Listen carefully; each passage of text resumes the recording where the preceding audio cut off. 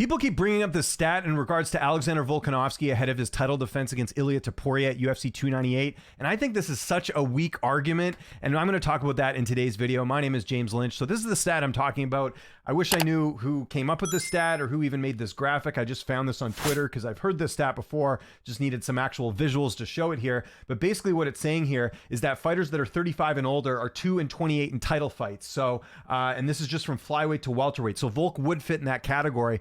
But this idea that Volkanovski's age is going to be the reason he loses to Ilia Topuria, I completely disagree. And I think the stat's a little bit flawed as well, too. And we'll talk about that a little bit later. But let's just look at Volkanovski's last fight with Islam Makhachev. Let's talk about the optics of that fight, because I think people put way too much stock into one fight. And that's what a lot of fans are doing ahead of this fight with Ilia Topuria. And I think there's other things you could take away from this fight that I think will play into the fight with Ilia Topuria. But age is not one of them, because I don't think Volk looked slow or looked bad in that fight with Islam. He got caught. The optics are this. He took the fight on 10 days notice. He moved up a weight class to fight Islam. I've been very vocal about this on my live streams. I think this was a huge mistake by the UFC putting this fight together. This could have been one of the biggest rematches in UFC history. And because the UFC does so many events and they needed someone to fight Islam, and actually they had someone, they had Mateusz Gamrot, they had to usher in Volkanovski, and what happens? He gets knocked out, he gets caught. That's really what happened in the fight. And I'm not taking anything away from Islam. He's an amazing fighter, but Volk got caught. It's as simple as that. Like, there was not, you didn't watch that fight going, man, Volkanovski has really lost a step. I just thought he got caught. Good for Islam. And what was the talk after that fight? The talk after that fight was Islam Makhachev is the best fighter in the UFC right now. He's the #1 pound for pound fighter. Okay, so if that's the case, that's not that bad of a loss for Volkanovski to have on the resume. If you think about it, he's losing to arguably the best fighter in the UFC. So why, like, where does age come into this? You know what I'm saying? Like, Volkanovski gets clipped and gets caught in this fight, but leading up to that, there was no signs of him slowing down. Let's go to the fight before that, the fight against Yair Rodriguez, where we're hearing similar chatter going into that fight that we're hearing in this fight with Ilia Topuria. Yair's going to be too dangerous. He's too young. He's going to be the style that can take out Volk. What did Volk do? He says, nope, I'm going to go in there and dominate this guy. And that's what he did. Dominated. If you look at the stats here, that's the wrong fight. That's also the wrong fight. This is the right fight. There we go. Volkanovski Rodriguez. You can see there, it was all Volk. And he went out there, finished Yair Rodriguez in the 3rd round. Only the 2nd fighter in the UFC to finish Yair Rodriguez, Frankie Edgar being the other one. 3rd stoppage loss total for Yair Rodriguez in his career. That's a pretty big deal to finish him. That was on International Fight Week. It was a huge event. It was the main event. Big win there for Volkanovski. And again, he was coming off his first loss in the UFC. So there's, some reason to think like, is he still going to have the fire to go out there and do it? He certainly did. Cause to me, that just showed that Volkanovski is still at the top of his game. And that was a fight too, where like both fighters had full camps. There's no issues there. Volk didn't look slow. He looked like he's in his prime right now. So again, people forget that fight with Yair Rodriguez in July. We're not even a year removed from that fight, and people are already throwing out the stat of, well, Volk's too old, all that stuff. The Islam fight before that, the fight that he lost, his first UFC loss, the fight that took place at, where is it here? I'm going to find it. This fight here. The fight with Islam and Volk, it was close. Remember, going into that fight, everyone thought Islam was going to finish Volkanovski, and Volkanovski made it a fight. He made it very close.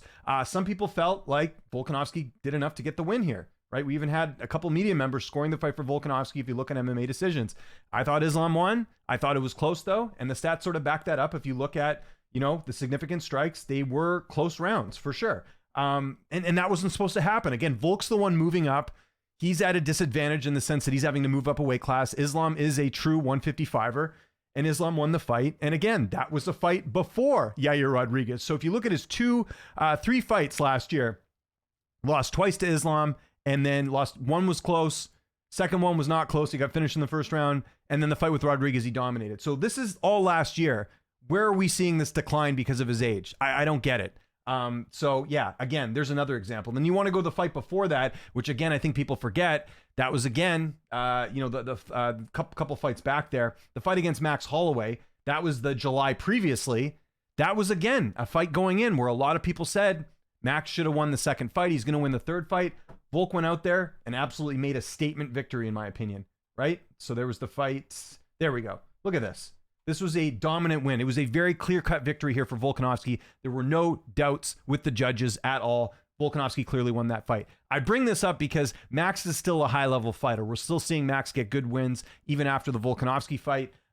He's still one of the best featherweights in the world. So, I mean, these are his last couple of opponents. Two of his last opponents are, again, the number one pound for pound fighter in the world. The other one is arguably the next best featherweight in the division in Holloway. And then, I'm sure Rodriguez is just behind that. So again, if you look at who he's fighting and all this, there's no signs of Volk slowing down. So that's kind of the thing I wanted to point out here. I think people are putting way too much stock into the second Islam Makhachev fight and him losing that, and people saying, oh, he's on a decline, it's going to happen. Now, I think there are some arguments for saying that Ilia Topuria could win this fight. And I pointed this out in my breakdown. I did a full breakdown of this fight already. And people need to watch it again because they're missing a lot of points that I brought up. But look, I get it. He's undefeated.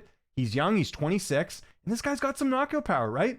Look at him, knocked out Jai Herbert, knocked out Ryan Hall. Like he could absolutely crack Volkanovski. And I am totally in favor of a theory that maybe Volk is coming back too soon and maybe his chin is not healed up, or maybe he's more susceptible to being knocked out after getting knocked out in the last fight. That could absolutely happen. I think that's a better argument than saying that Volk's too old and that he's going to slow down and that he's going to be on a decline. So listen, I get people picking Topuria. I know he has a passionate fan base. I know people want to see him become the first Georgian champion. But this stat that people keep bringing up for Volk, I just think is people not doing their homework. It really doesn't add up as far as some sort of decline with Volk. I just don't see it. And then we want to talk about some of the other fighters. Let's quickly go through this. We're gonna work in reverse here. Colby Covington's last fight, right? The fight with Leon Edwards. Bizarre performance from Colby. Actually, I don't think I have it here. Let me just look it up. I did have it here. 1 second. So if you look at it here, and I wish I could show you guys fight footage. I'm gonna get booted off YouTube if I do so. But if you look at this fight with Leon Edwards here, okay. Colby didn't do anything.